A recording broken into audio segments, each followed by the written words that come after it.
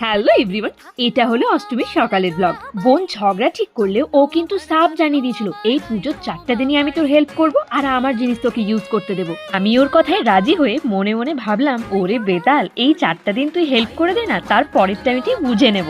অষ্টমীতে বাঙালির বাড়িতে লুচি হবে না, ইটস নট পসিবল।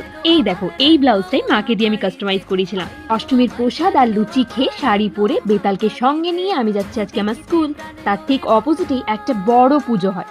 এখান থেকে আমার বাড়ির দূরত্বটা বেশ কিছুটা। স্কুলে পড়াকালীন এখানে সকালে এসে বন্ধুদের সাথে আড্ডা দেওয়ার জন্য প্রচুর জেদ করতাম, কিন্তু আসতে পারতাম না। আজ দেখো যাই প্রতিবারই, কিন্তু আড্ডা, বন্ধু আর কিছুই তেমন নেই। কেউ কাজের সূত্রে হয়তো বাইরে চলে গেছে, কিপ্যাড ফোনে সাইডি লিখে পাঠানো বন্ধুরাও এখন স্ক্রিন টাচ ফোনে কল টেক্সট করতেই পুজো পের হয়ে যায়।